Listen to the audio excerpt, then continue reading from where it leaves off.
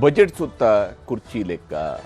ಬಜೆಟ್ನ ಲೆಕ್ಕಾಚಾರಗಳನ್ನು ಹೇಳೋದಕ್ಕಿಂತ ಹೆಚ್ಚಾಗಿ ಕುರ್ಚಿ ಲೆಕ್ಕಾಚಾರಗಳಿಗೆ ಉತ್ತರವನ್ನು ಕೊಡಬೇಕಾಗಿರೋದು ಸಿದ್ದರಾಮಯ್ಯನವ್ರಿಗಿರುವಂಥ ಅನಿವಾರ್ಯತೆ. ಅನೇಕ ಅನುಮಾನಗಳಿದ್ದಾವೆ. ಅನುಮಾನಗಳನ್ನು ದೂರಪಡಿಸೋದಕ್ಕೆ ಬೇಕಾದಂಥ ಉತ್ತರವನ್ನು ರಾಜಕೀಯವಾಗಿ ಅವರು ಕೊಡಲೇಬೇಕಾಗತ್ತೆ. ಹಾಗೆಂತೇಳಿ ಅನುಮಾನಗಳಿಗೆ ಉತ್ತರವನ್ನು ಕೊಡುವ ಸಂದರ್ಭದಲ್ಲಿ ಒಂದು ಹಂತದಲ್ಲಿ ಸಿದ್ದರಾಮಯ್ಯನವ್ರಿಗೆ ನೋಡಿ, ಸುನಿಲ್ ಕುಮಾರ್ ಅವರು ಸಿದ್ದರಾಮಯ್ಯನವ್ರನ್ನ ಹೊಗಳುವ ಭರದಲ್ಲಿ ನಿಮ್ಮ ಹೈಕಮಾಂಡ್ ಮಾತೆಲ್ಲ ಏನು ಕೇಳ್ತೀರಿ ಅನ್ನೋಂಥ ಮಾತನ್ನು ಹೇಳ್ತಾ ಇದ್ದಂಗೆ ಸಿದ್ದರಾಮಯ್ಯನವರು ಅದೇ ಅನ್ನುವಂಥ ಪದವನ್ನೇ ನೋಡಿ ನೀವು ಹೇಳಿ ನಿಮ್ಮ ನಾಯಕರುಗಳಿಗೆ, ನಿಮ್ಮ ಹೈಕಮಾಂಡ್ಗೆ ಹೇಳಿ ಅಂತ ಹೇಳೋದ್ರ ಮೂಲಕ ತಾನೂ ಹೈಕಮಾಂಡ್ಗೆ ನಿಷ್ಠನಿದ್ದೇನೆ, ಹೈಕಮಾಂಡ್ನ ನಿರ್ಧಾರಗಳಿಗೆ ಬದ್ಧನಿದ್ದೇನೆ, ಹೈಕಮಾಂಡನ್ನು ನಾನು ಓವರ್ ರೈಟ್ ಮಾಡೋದಿಲ್ಲ ಅನ್ನುವಂಥದ್ದನ್ನು ಅವರು ಮನವರಿಕೆ ಮಾಡಿಕೊಡುವಂತಹ ಪ್ರಯತ್ನವನ್ನು ಸಿದ್ದರಾಮಯ್ಯ ಮಾಡಿದ್ದಾರೆ. ಯಾಕಂದರೆ ರಾಜಕೀಯದ ಪರಿಸ್ಥಿತಿ ನಾಜೂಕಾಗಿದೆ, ಅದನ್ನು ನಾಜೂಕಾಗಿಯೇ ನಿಭಾಯಿಸಬೇಕಿದೆ ಅನ್ನುವಂಥದ್ದು ಇಲ್ಲಿರುವ ಬಹಳ ಮುಖ್ಯವಾಗಿರುವಂಥ ಸಂದೇಶದಂತೆ ಗೋಚರಿಸ್ತಾ ಇದೆ. ಅದರ ಬಗ್ಗೆ ವರದಿ ನಿಮಗೆ ತೋರಿಸ್ತೀನಿ. ನಾನು ಯಾವತ್ತೂ ರಾವು ಕಾಲ ನೋಡಿಲ್ಲ. ಯುಗಾದಿ ಹಬ್ಬದ ದಿನ ಯಾರಾದರೂ ಮಾಂಸ ತಿಂತಾರೇನ್ರಿ? ಶಿವರಾತ್ರಿ ಹಬ್ಬದ ದಿನ ಮಾಂಸ ತಿಂತ ನಾನು ತಿಂತೀನಿ. ನಾವು ಇವತ್ತು ಅಧಿಕಾರದಲ್ಲಿ ಇರ್ಬೋದು, ನಾಳೆ ಹೋಗ್ಬೋದು. ಎಷ್ಟು ದಿನ ಅಧಿಕಾರದಲ್ಲಿ ಇರ್ತೀವಿ ಅನ್ನೋದು ಬಹಳ ಮುಖ್ಯ ಅಲ್ಲ. ಡಿ.ಕೆ. ಶಿವಕುಮಾರ್ ಆದ್ರೂ ಮುಖ್ಯಮಂತ್ರಿ ಆದ್ರೂ ಖುಷಿ ಪಡ್ತೀನಿ ಅಂತ ಹೇಳಿಲ್ಲ ಒಂದ್ಸರಿ. ಹೈಕಮಾಂಡ್ ತೀರ್ಮಾನ ಮಾಡೋದು, ಅಲ್ಲಿವರೆಗೂ ನಾನೇ ಮುಖ್ಯಮಂತ್ರಿ. ಈಗ ನೆಕ್ಸ್ಟ್ ಬಜೆಟ್ ನೀವೇ ಮಂಡಿಸ್ಬೇಕಲ್ಲ. 2 ಬಜೆಟ್ ಕೂಡ ನಾನು ಹೈಕಮಾಂಡ್ ಅಲೋ ಮಾಡಿದ್ರೆ ನಾನು ಇಲ್ಲೇ ನಾನೇ ಬಜೆಟ್ ಮಾಡ್ತೀನಿ. ರಾಜ್ಯದ ಸಾಲದ ಲೆಕ್ಕಕ್ಕೆ ಸಾಲ ಲೆಕ್ಕದ ಮೂಲಕವೇ ಉತ್ತರ. ಖಾಲಿ ಚೊಂಬಿನ ಟೀಕೆಗೆ ತುಂಬಿದ ಕೊಡದ ಚಾಟಿ. ತೆರಿಗೆ ಲೆಕ್ಕಾಚಾರ ರಾಜ್ಯಕ್ಕಾದ ಅನ್ಯಾಯ, ಜೊತೆಗೆ ಮತ್ತೆರಡು ಬಜೆಟ್ಗಳನ್ನು ಮಂಡಿಸುವ ಆಶಾವಾದ. ಹೀಗೆ ಇವತ್ತು ವಿಧಾನಸಭೆಯಲ್ಲಿ ಸಿಎಂ ಸಿದ್ದರಾಮಯ್ಯ ತಾವು ಮಂಡಿಸಿದ ಬಜೆಟ್ ಅನ್ನ ಟೀಕಿಸಿದವರಿಗೆ ಸಮಾಜವಾದ, ಪ್ರಜಾಪ್ರಭುತ್ವದ ಆಶಯಗಳ ಸುತ್ತಲೇ ಸುತ್ತಿಸಿ ಲೆಕ್ಕಾಚಾರದ ಪಾಠ ಮಾಡಿದ್ರು.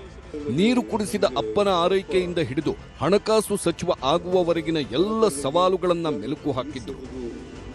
ನೀರು ಕುಡಿಸೋದು ಮಾಡಿಬಿಟ್ಟಿದೆ, ನನಗೆ ಜವಾಬ್ದಾರಿ ಕೊಟ್ಬಿಟ್ಟಿದೆ ನಮ್ಮಪ್ಪ. ಅವ್ರನ್ನ ಮೆಚ್ಚಬೇಕು, ಅವ್ರನ್ನ ಮೆಚ್ಚಬೇಕು. ಇನ್ನೇನಾದ್ರು ಹೇಳೋದಿದೆಯಾ? ಹೇಳ್ತೀನಿ. ಹೇಳ್ಬಿಡು. ಅವ್ರ ತಂದೆಯವರು ನೀರು ಕುಡಿಸಿ ಅಂತ ಹೇಳಿ ಅವ್ರು ಟ್ರೈನಿಂಗ್ ಕೊಟ್ಟವ್ರೆ. ಅದಕ್ಕೆ ತನಗೆ ರಾಹುಕಾಲ, ಗುಳಿಕ ಕಾಲದಲ್ಲಿ ನಂಬಿಕೆ ಇಲ್ಲ ಅಂತ ಹೇಳುತ್ತಲೇ ಈ ಬಾರಿ ಅಧಿಕಾರಿಗಳು ಹಾಗೂ ನನ್ನ ಕುಟುಂಬಸ್ಥರ ಸಲಹೆಯ ಮೇರೆಗೆ ರಾಹುಕಾಲಕ್ಕೂ ಮೊದಲೇ ಬಜೆಟ್ ಮಂಡಿಸಿದ್ದೆ ಎಂದು ಸದನದಲ್ಲಿ ಒಪ್ಪಿಕೊಂಡ್ರು. ಹಾಗಿದ್ದರೂ ಆ ರೀತಿ ಬಜೆಟ್ ಮಂಡಿಸಿದ್ದು ಪ್ರಜಾಪ್ರಭುತ್ವದಲ್ಲಿ ಎಲ್ಲರ ಸಲಹೆಗಳನ್ನೂ ಸ್ವೀಕರಿಸಬೇಕು ಎನ್ನುವ ಕಾರಣಕ್ಕಾಗಿ ಎಂಬ ಸಮರ್ಥನೆ ಕೊಟ್ರು. ಜೊತೆಗೆ ಮಾಂಸಾಹಾರದ ವಿಚಾರದಲ್ಲೂ ಶಿವರಾತ್ರಿ, ಯುಗಾದಿ ಅಂತೆಲ್ಲ ನೋಡಲ್ಲ ಅಂದ್ರು. ರಾಹುಕಾಲ, ಗುಳಿಕ ಕಾಲ ನೋಡ್ಕೊಂಡು ಬಜೆಟ್ ಮಂಡಿಸಿದ್ದಾರೆ ಅಂತ ನಿಜ. ಈಗ ನಿನ್ನತ್ತೆ ಅವ್ರ ಮಾತು ಕೇಳಬೇಕಲ್ಲಪ್ಪ. ಬಹುತೇಕ ಜನ ನಾನು ಹಿಂದೆ ಎಲ್ಲ ಮಂಡಿಸ್ತಿದ್ದೆ, ರಾವು ಕಾಲದಲ್ಲಿ ಮಂಡಿಸಿದ್ದೀನಿ ಹಿಂದೆ ಎಲ್ಲ ಬಜೆಟ್ಗಳೆಲ್ಲ.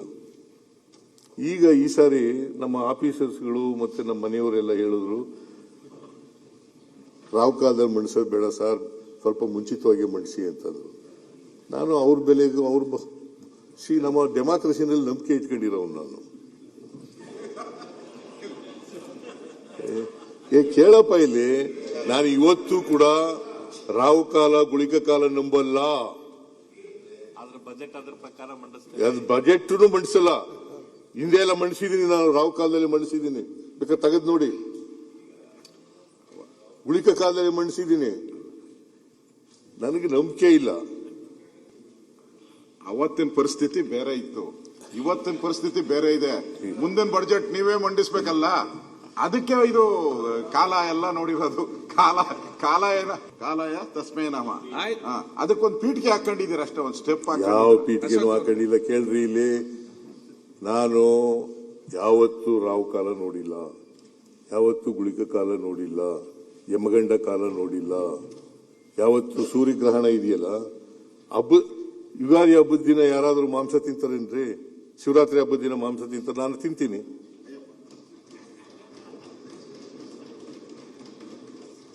Nothing wrong. ಎಲ್ಲ ದಿನನೂ ಒಂದೇನೆ, ಹಬ್ಬ ಅಂತ ಮಾಡ್ತೀವಿ ಅಷ್ಟೇನೆ. ಶಿವಕುಮಾರ್ ಅದು ಅವ್ರವ್ರ ನಂಬಿಕೆ.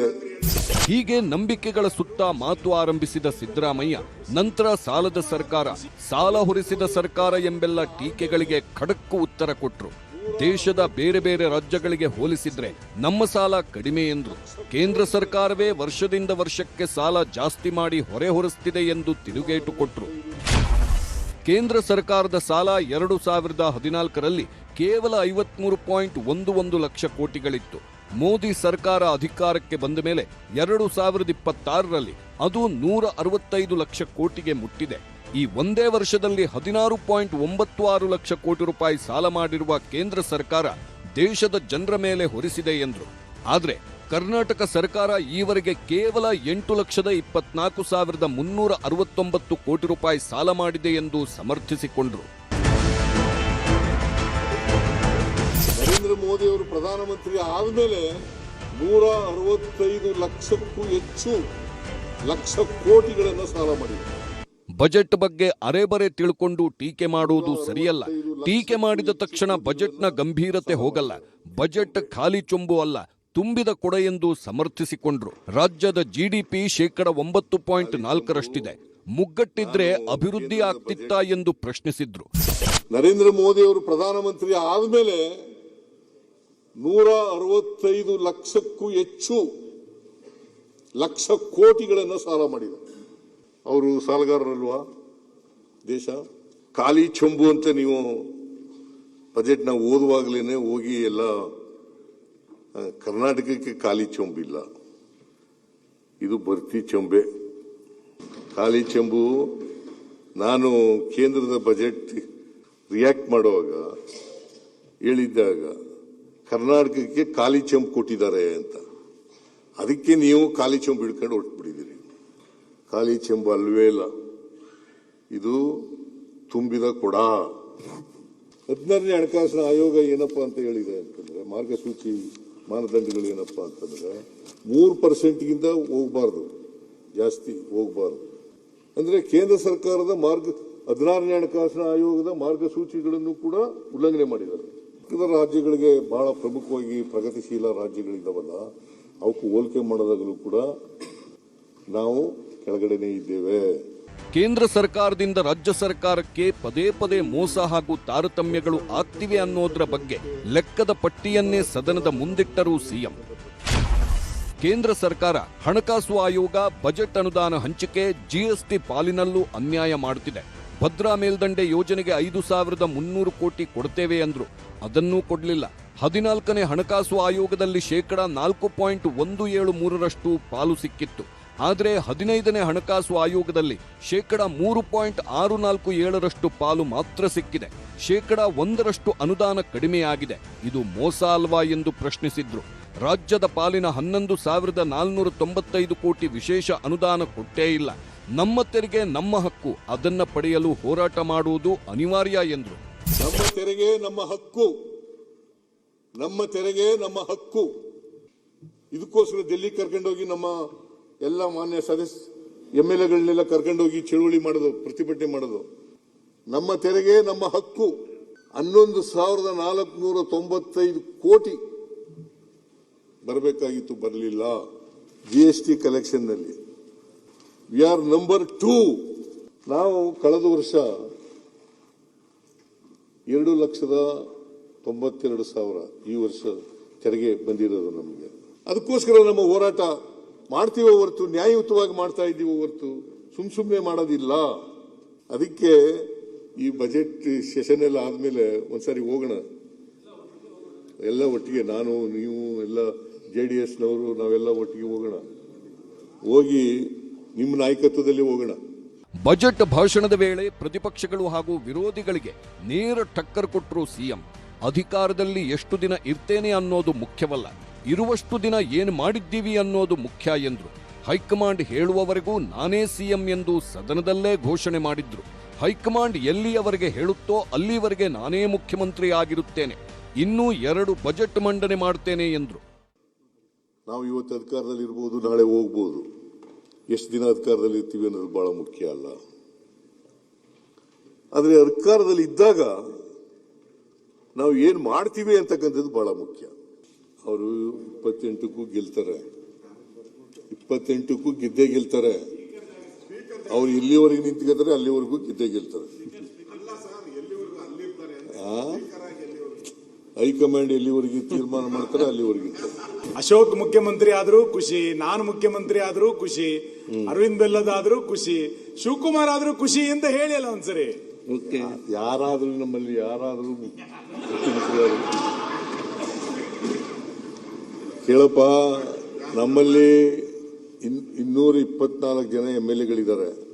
ಆ 224 ಕೂಡ 224 ಜನನು ಎಲಿಜಿಬಲ್.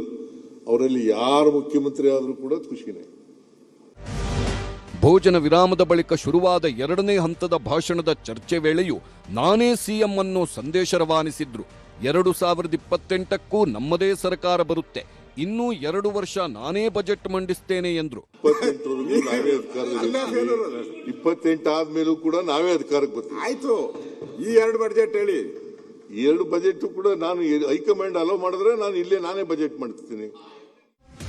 ಈ ಮಧ್ಯೆ 1994ರಲ್ಲಿ ದೇವೇಗೌಡ ಸರ್ಕಾರದಲ್ಲಿ ಹಣಕಾಸು ಸಚಿವನಾಗಿದ್ದಾಗ ಪತ್ರಕರ್ತ ಲಂಕೇಶ್ ಟೀಕೆ ಮಾಡಿದ್ದು, ಆ ಟೀಕೆಯನ್ನೇ ಸವಾಲಾಗಿ ತೆಗೆದುಕೊಂಡು 17 ಬಜೆಟ್ ಮಂಡಿಸಿದ್ದನ್ನು ಸಿಎಂ ಉಲ್ಲೇಖಿಸಿದ್ರು.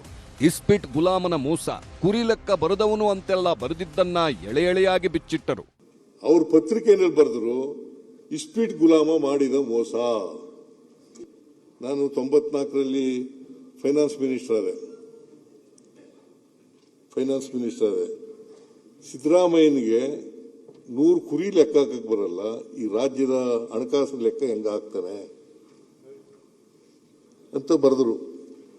ನೋಡಿ, ಅದು ಬರೆದದ್ರಿಂದ ನಾನು ಒಂದು ಸವಾಲಾಗಿ ಸ್ವೀಕಾರ ಮಾಡಿ 17 ಬಜೆಟ್ ಮಂಡಿಸಿದೆ. ಈಗ ಈ ಮಧ್ಯೆ ಸಿಎಂ ಹಾಕೊಂಡಿದ್ದ ಶಾಲು, ಡಿಕೆಶಿ ಹಾಕಿಕೊಳ್ಳುತ್ತಿರುವ ಶಾಲುಗಳ ಬಗ್ಗೆಯೂ ಸದನದಲ್ಲಿ ಸ್ವಾರಸ್ಯಕರ ಚರ್ಚೆಗಳು ನಡೆದವು. ಶಾಲು ಹಾಕ್ಕೊಂಡೇ ನೀವು ಸಿಎಂ ಆಗಿದ್ದೀರಿ, ಈಗ ಸಿಎಂ ಆಗೋದಕ್ಕೆ ಪೂಜೆ ಮಾಡ್ತಿರೋ ಡಿಕೆಶಿ ಕೂಡ ಶಾಲು ಹಾಕೋದಕ್ಕೆ ಶುರು ಮಾಡಿದ್ದಾರೆ ಎಂದು ಪ್ರತಿಪಕ್ಷದ ಅಶೋಕ್ ಹಾಗೂ ಸುನಿಲ್ ಕುಮಾರ್ ಕೆಣಕಿದ್ರು. ಕಳೆದ 8 ವರ್ಷದಿಂದ ಇವರೇ ಮುಖ್ಯಮಂತ್ರಿಗಳಾಗಿ ಬರ್ತಾವದಾರಲ್ಲ, ಇವ್ರದ್ದು ಯಾವುದೋ ಒಂದು ಸಿದ್ಧಾಂತ ಇರಬೇಕು. ಕರ್ಮ ಇಲ್ಲ ಅಂತ ಹೇಳಿದ್ರೆ ಪುಣ್ಯವನ್ನೇ ಮಾಡಿ ಬಂದಿದ್ದೀರಾ ಅಂತ ನೀವು ಹಂಗಾರೆ. ಕಾಮಾಖ್ಯದಲ್ಲಿ, ಗೌಹಾಟಿ ಕಾಮಾಖ್ಯದಲ್ಲಿ ಪೂಜೆಗಳೆಲ್ಲ ಮಾಡಿಸ್ತಾ ಇದ್ದಾರೆ. ನಿಮಗೆ ಶಾಲ ಹಾಕಿದ್ಮೇಲೆ ಅಧಿಕಾರ ಸಿಕ್ತು ಅಂತ ನಂಬಿಕೆ ಮೇಲೆ ಶಿವಕುಮಾರ್ ಶಾಲ ಹಾಕ್ಲಿಕ್ಕೆ ಶುರು ಮಾಡಿದ್ದಾರೆ. ಇಲ್ಲ, ನನಗೆ ಇದು ಅಧಿಕಾರ ಮುಖ್ಯಮಂತ್ರಿ ಆಗಕ್ಕಿಂತ ಮುಂಚಿತವಾಗಿ ಅವಾಗಿಂದ ಶಾಲ ಹಾಕ್ತಿದ್ರಲ್ಲ, ಈಗ ಶಾಲ ಹಾಕ್ತಾ ಇರೋದು ಹೇಳಿದೆ. ಈಗ ನಿನಗೆ ಸುನೀಲ್ ಕುಮಾರ್, ನೀನು ಕೇಳಿಸ್ಕೊಳ್ಳಿಲ್ಲ ನಾ ಕಾಣಿಸ್, ನಾನು ಆ ತರ ಟವಲ್ ಹಾಕತ್ತಿದ್ದೆ. ಈ ಎಲ್ಲ ಚರ್ಚೆಗಳ ನಡುವೆಯೇ ನಾನೇ ಮುಂದಿನ ಸಿಎಂ ಅಂತ ಹೇಳಪ್ಪ ನೋಡೋಣ ಎಂದು ಅಶೋಕ್ ಅವರನ್ನ ಸಿಎಂ ಕೆಣಕಿದ್ರು. ವಿಜಯೇಂದ್ರ ಕಾದು ಕೂತಿರೋವಾಗ ಪ್ರತಿಪಕ್ಷ ನಾಯಕ ಸ್ಥಾನದಿಂದ ಸಿಎಂ ಆಗ್ತೀನಿ ಅಂತ ಹೇಳು ನೋಡೋಣ ಅಂತ ಅಶೋಕ್ ಕಾಲೆಳೆದ್ರು ಸಿಎಂ. ನೀನು ಮುಖ್ಯಮಂತ್ರಿ ಆದ್ರೂ ಸಂತೋಷ ಪಡೋನು ನಾನು. ಅಲ್ಲ ಸರ್, ಅರವಿಂದ ಬೆಲ್ಲದ ಮುಖ್ಯಮಂತ್ರಿ ಆದ್ರೂ ಕೂಡ ಸಂತೋಷ ಪಡೋನು. ಇವನು ಅಶೋಕ್ ಮುಖ್ಯಮಂತ್ರಿ ನಡೆಯಲ್ಲಿ ವಿಜಯೇಂದ್ರ ಕಾಯ್ಕ ಕೂತಿದ್ದಾರೆ. ವಿಜಯೇಂದ್ರ ಯಾರಿಗೂ ಬಿಡಲ್ಲ. ನಿಮ್ಮಲ್ಲಿ ಬಿಡಿ ಸರ್, ನೀವೇ ಹೈಕಮಾಂಡ್ ಎಂದ ಸುನಿಲ್ ಕುಮಾರ್ಗೂ ಸಿಎಂ ತಿರುಗೇಟು ಕೊಟ್ರು. ತಾಕತ್ತಿದ್ರೆ, ದಮ್ಮಿದ್ರೆ ಬಿಜೆಪಿಗೂ ಮೋದಿಗೂ ಹಾಗೆ ಹೇಳು ಅಂದ್ರು. ನಾನು ಹೇಳಲಿಕ್ಕೆ ಏನು ಹೊರಟಿದ್ದಂದ್ರೆ, ರಾಷ್ಟ್ರೀಯ ಅಧ್ಯಕ್ಷರು ಮಾತನ್ನು ಕೇಳಲಿಲ್ಲ, ಈಗಲೂ ನೀವು ಹೈಕಮಾಂಡ್ ಮಾತನ್ನು ಕೇಳಬಾರ್ದು. ಈ ರಾಜ್ಯದ ಗಟ್ಟಿ ನೀವು, ಈ ರಾಜ್ಯದ ನಂಬರ್ 1. ಹಂಗಾಗಿ ಯಾವ ಹೈಕಮಾಂಡ್ ಸರ್ ನಿಮ್ ಮುಂದೆ ಬಿಸಾಕ್ಬೇಕು ನೀವು ಹೈಕಮಾಂಡ್. ನೀನು ಬಿಜೆಪಿಗೆ ನೋಡ, ವಾಜಪೇಯಿ ಮೋದಿ ಅವರಿಗೆ ಥೂ ಅಂತೇನು, ಥೂ ಅನ್ನು ನೋಡೋಣ. ವಾಜಪೇಯಿ ಅಲ್ಲ, ಮೋದಿ ಅವರಿಗೆ ಥೂ ಅಂತನ್ರಿ. ದಮ್ಮಿದ್ರೆ, ನಿಮ್ಗೆ ದಮ್ಮಿದ್ರೆ ಮೋದಿ ಅವ್ರ ಮಾತನ್ನ ಕೇಳಲ್ಲ. ಹೀಗೆ ಎಲ್ಲ ವಾದ ಪ್ರತಿವಾದ ವಾಗ್ವಾದಗಳೊಂದಿಗೆ ಬಜೆಟ್ ಮೇಲಿನ ಚರ್ಚೆ ಮುಗಿದಿದೆ. ಅಂಕಿ ಅಂಶಗಳ ಮೂಲಕ ಸಿಎಂ ಬಜೆಟ್ ಅನ್ನ ಸಮರ್ಥಿಸಿಕೊಂಡಿದ್ದಾರೆ. ಇದೇ ಅಜೆಂಡಾ ಇದೀಗ ಬೈ ಎಲೆಕ್ಷನ್ ಅಖಾಡದಲ್ಲೂ ಮೇಳೈಸಲಿದೆ.